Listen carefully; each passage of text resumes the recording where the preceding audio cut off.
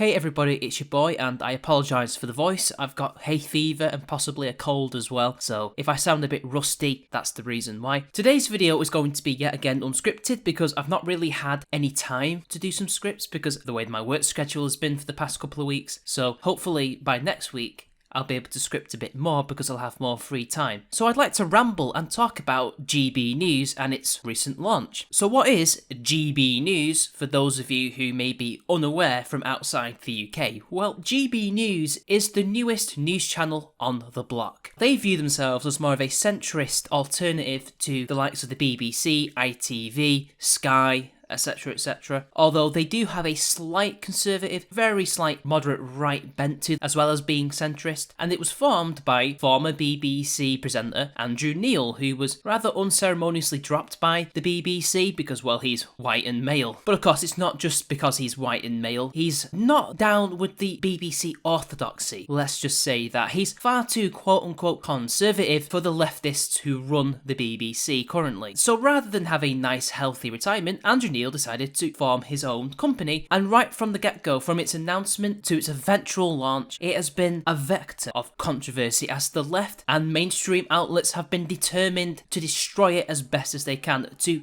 defame the people who run it, present on it. They will tell you in their articles, in their videos, that this is a far-right project, that this is going to manipulate the masses into becoming more far-right, and that they hold terrible neo-Nazi views. This couldn't be further from the truth. It has the likes of Tom Harwood, who literally is no better than a cultural Marxist when it comes to his views on social issues. Go look at his Twitter. He even believes that non-binary people exist. And this guy is meant to be a Tory. He is a card-carrying member of the Tory party, yet he's indistinguishable from your average Tumblr user. And even Andrew Neil himself is not exactly conservative. He isn't. Maybe he's considered right-wing by today's standards, but I wouldn't call him right-wing in the traditional sense. Their launch couldn't have gone off to a more rockier start. There were some technical issues, which, to be fair, is only natural. I'm sure the BBC, way back in the 1920s, had technical issues on their first broadcast on radio. Unfortunately, the mainstream news companies and the left had different ideas. The BBC were accused of ambushing the GB News outlet by attempting to bar access to footage of public events, which is for some reason in some kind of pool. Apparently a lot of news companies have to go through some pooling system which is run by the three main broadcasters in this country, which is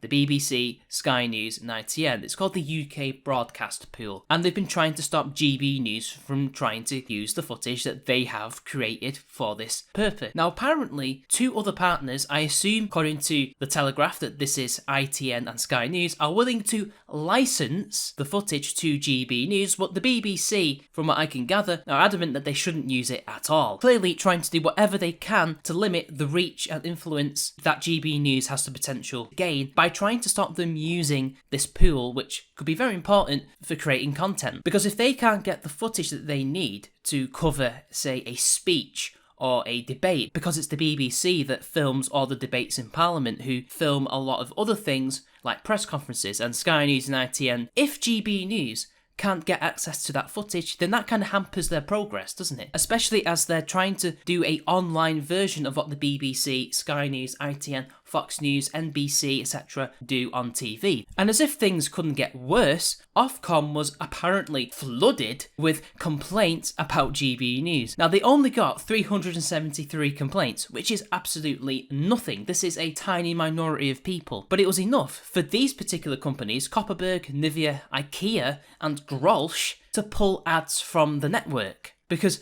apparently GB News is so racist, sexist and homophobic that these companies have to defend these marginal voices and to withdraw funding. 373 people were enough to cook these companies. Now you guys know which products you shouldn't be buying. Now the fact that only a few companies boycotted GB News and pulled out, I don't think that's going to be that bad for them, as long as they can prove to the other advertisers that actually they're not that bad and that these complaints are unfounded.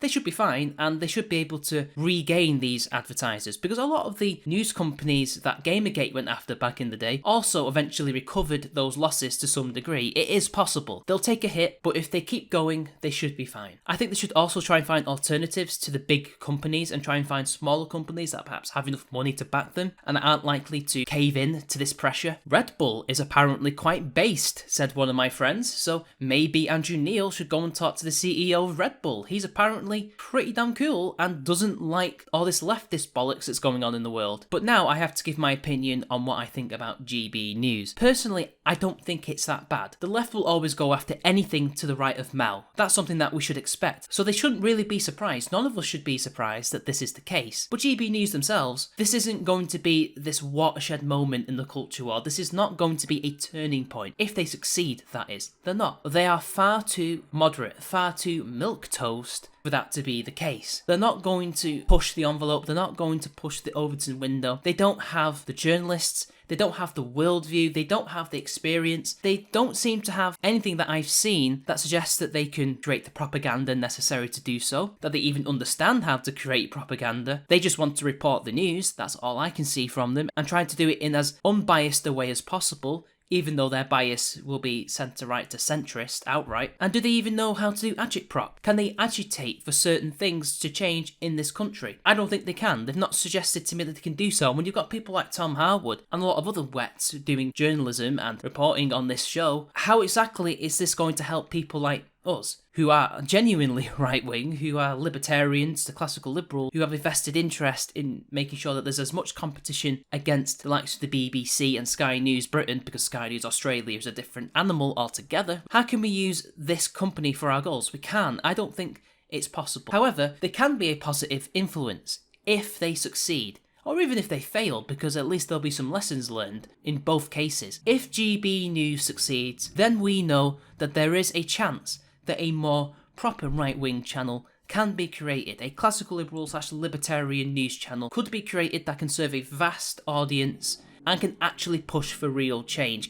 I think if they succeed, and if another network turns up, which is, if this succeeds and this model is adopted by another network who are actually right-wing, who are conservative / libertarian, and they become even bigger than GB News, then that's something that could be considered a slight turning point in the culture war. Because remember, this is going to take decades to end. I've said this for many years now, and I reiterate it further. We're going to need more than just GB News. We're going to need more than just this hypothetical news network that is more to the right. We're going to need several of them, because there are more television networks that are leftist biased on British TV than there are right-wing ones. We need to build that up more. Yes, in Britain, we have more print-based right-wing outlets, but some of them are conservative, others are not. And most people don't really read print media these days, or the online version that they are now. They watch TV, although in decreasing numbers, or watch it all on YouTube. That's where GB News and all these other potential right-wing networks need to push. And they also need to become as independently as possible financially, which means relying less on big corporations to give them advertising revenue, and to perhaps go to a more fan funding option, or do a little bit of both. GB News in its current form isn't really going to do anything for us.